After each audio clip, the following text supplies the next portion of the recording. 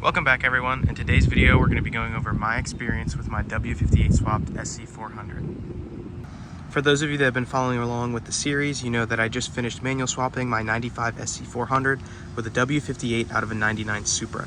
And I figured I'd make a video now that everything's completed, going over some things I've noticed, learned, and what the overall driving experience is like.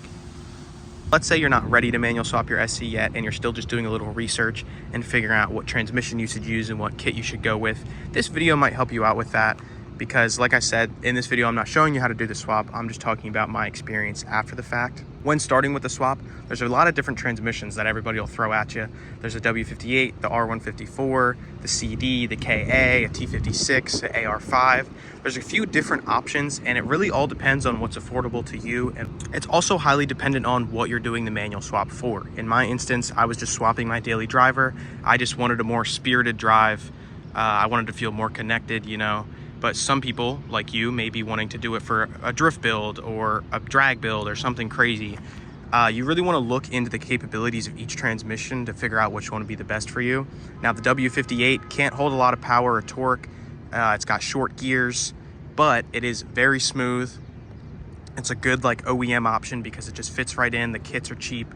But if you wanted to build power or something like that, you might want to go with the CD or one of the T56 or the AR5 styles because they're more common, I guess, to come across, and they're also known for holding more power than the W58 would. But I've heard some people can run up to 500 on these without an issue. So do your research on the transmission first. But if you're just a simple daily driver like I am, you're not beating on the car, a W58 would be a perfect fit. Unless you need a 6-speed, then you could go ahead and try to get your hands on a CD. So now let's say you picked your transmission and now you're trying to figure out what kit or adapter to use. There's a couple different companies, the biggest ones being Akina Motorsports, XAT Racing, and Collins Adapter. Akina, I think, only really dabbles in the R154s and W58s, but XAT Racing and Collins have kits for a couple different transmissions. I've heard mixed things about both. Some people said the adapter plates sometimes don't fit, or they couldn't get good customer service, or this and that. So no matter which company you go with, I would ahead of time message them, try to get someone on the phone or try to send an email or maybe even DM. That's what I did with XAT Racing. I spoke with them over Instagram and through email to make sure that I was communicating the parts that I needed, and they gave me advice on what flywheel to get, what clutch to get, and they kind of helped with the checkout process. So even if you don't use XAT like I did, I would still highly recommend reaching out to whatever the company is and speaking with someone first, so you know you're getting good parts and you know you're getting what you need, because you don't want to just blindly order stuff and then it show up and be the wrong parts, because then that's your fault. So it's a good idea to reach out to them first to make sure they know what you're looking for. Another common thing that I get a lot is how to clean up the interior after the manual swap. I know you've probably seen the videos of the dudes ripping it down the road with no center console, just a bunch of rags tucked in. It's loud, it's noisy, it's clunky. Obviously this right here looks nothing like that. So what I did for this was I went on and found that Z30 Concepts and Corn Carbon make OEM style shifter bezels, and as said, it literally looks OEM. It's as close as possible to the real thing as you can get. You can get these, I think it was like $200. I know it's a bit pricey, but compared to what some people sell the OEM ones for, it was really worth it. It fits into all the factory clips, and the boot is nice, real leather. I believe it matches the e-brake cover.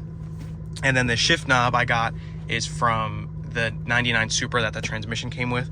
So if you want to finish the OEM look, you could just get a manual SC400 shift knob or a Super shift knob. It'll fit right in with the rest of the interior. Another thing I had to do was relocating my heated seats and traction control button. I was able to do that with the ashtray delete panel from Auto Extrude. I go over this briefly in the swap video, but just as a little tip, if you're looking for something to do with your buttons and you don't want to have to put holes in your new bezel, if you get one of these ashtray deletes, you can get different sized holes for different buttons and everything. I went with 4 holes with 19mm buttons, and I got 4 5-wire switches. These 2 are for my heated seats. This is for my traction control, and this one is for my neutral safety, which eventually I would wire to a switch. That's another big tip. When it comes to the neutral safety, you want to make sure you have it on a switch or on a clutch position switch, because if you just bridge the 2 wires to make your neutral safety, your car's always going to think it's in park, which will affect your fuel economy. It'll be underpowered, and it could randomly just shut off while you're driving, I've heard. I haven't experienced it because it's not the way I did it, but if you do that, just know there are some consequences. So I highly recommend putting it on a switch like this. Another thing I have noticed is that the transmission noise is quite loud depending on what you go with. I chose a W58. I've heard that the CDs are also kind of loud, but with the W58, it has brass synchros, and you can hear them a little bit. When you're getting on it, they kind of sound like straight cut gears. I originally thought I did something wrong, but I looked up like what the issue was, and it said that W58s are just kind of known for that straight cut noise. To get around that, you could just look into some sound deadening, whether you put it inside the center console area or underneath the trans tunnel. However you want to do it. If you're worried about the noise, that's definitely something you could do. You could get like off-brand dyno mat on Amazon or something like that and put it underneath the center console to kind of quiet that up. And as I said earlier, the actual swap itself is super simple. Even if you have no knowledge of transmissions, I guarantee you can do it as long as you have the tools and a friend to help out. I was able to do the whole thing basically by myself, but it would definitely help out, especially when pulling the transmission, to have an extra set of hands. And also having a lift really works. I used a quick jack lift. You can pick one of them up. They range from like $1,200 to $2,000, I think. You could also do it on jack stands. It's just going to be a little bit more difficult, but there might be a few issues you run into that I did. So let's go over that. The first issue I ran into with the W58 swap was once I went to line up the W58, like I had it on a little Harbor Freight trans lift, and I was lifting it into place, and the input shaft would not go in. At least I thought that I had misaligned the clutch, or I thought I had got the wrong transmission. But the real issue is on the back of the 1UZ, there's these little metal like dowel like pins that you need to line the bell housing up with. And even if they're aligned, if it feels like it's not going on, it still is. They're just a really tight fit.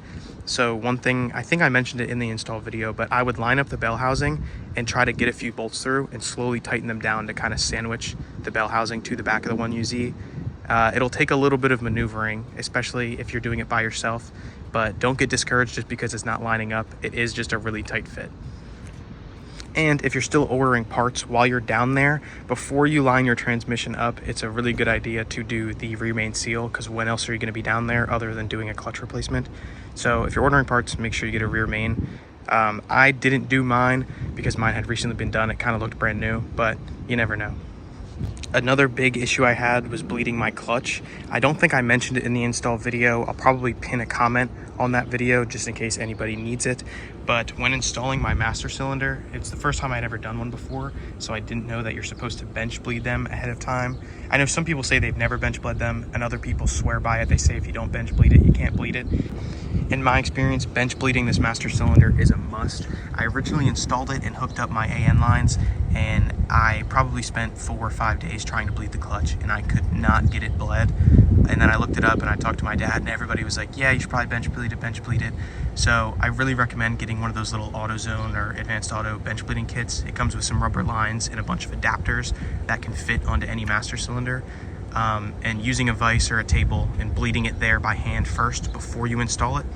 And it comes with plugs and stuff. It is a little bit difficult maneuvering the cylinder in once you have it bled, because you don't want to dump the fluid, but in the end it's worth it.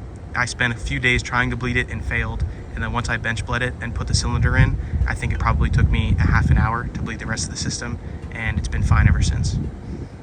And speaking of the clutch bleeding and routing the lines and everything like that, a helpful tip that was given to me when I brought my car in for inspection is getting some rubber hose to put over the AN lines if you're using them.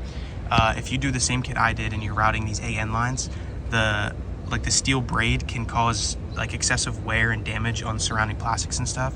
So if you just get some vacuum lines and put a slice in them and just cover it up, so over time the vibrations won't eat through the surrounding stuff, they'll just be rubbing on those vacuum lines.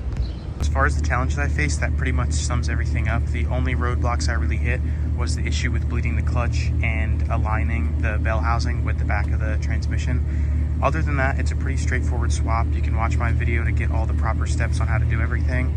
But it's super easy. I think really anybody with even the slightest bit of mechanical knowledge could get this swap done. Even the wiring isn't that difficult. Just make sure you have all your parts ahead of time and do all your research so you don't run into any bumps like I did.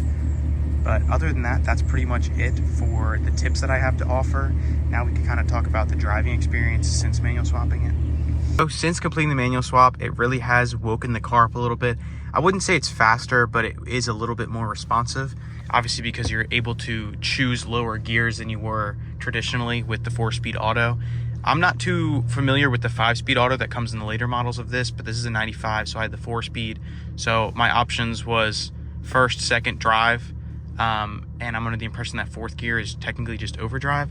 So having the 5-speed where I can actually choose low gears is pretty fun, especially when you're trying to do little pulls and stuff like that. So I wouldn't say it's faster, but it definitely wakes it up and makes it a little more responsive.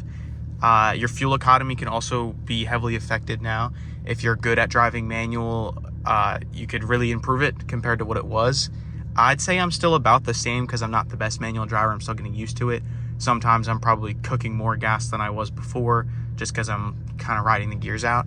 But it really is a really nice, smooth, comfortable drive, at least with the W58. It's a super smooth shifting transmission. Everything just kind of flows. I don't really have any negative thoughts about the W58 other than what I've heard people say about the power limitations. But as I said earlier, for me, it's not a big deal because I don't plan on boosting this or tracking the car or anything like that. I just use this to get to and from work and take it to car shows. So W58 is a really comfortable option for just your everyday driver. But like I said earlier, if you want to have a more aggressive driving experience, you could go with one of those Nissan transmissions or the T56, because those can take a heavier beating and still cool down and be fine after the fact. But yeah, I would say it's taken the car, this is my favorite car, but it's taken it from being my favorite car to being an even better car because I'm now more connected with it and it just feels more comfortable, it handles better. Everything about the manual swap I just can't recommend it enough. If you have the facilities to get it done, I definitely recommend doing it, or saving up and paying somebody to do it if it's not within your wheelhouse to get it done. But other than that, I just want to say thank you to everybody who's followed along with the series. I hope anything I said in this video kind of helps clear some things up for you. I can do more videos like this in the future. Just leave some comments down below with questions you have about the manual swap, and I'll answer it to the best of my ability. I did want to do a POV driving, but I only have my meta glasses for that, and they only record in vertical. So I'm gonna try to get a camera or a phone mount or something for in here so I can get some POV drives with the manual so you can see what it's like.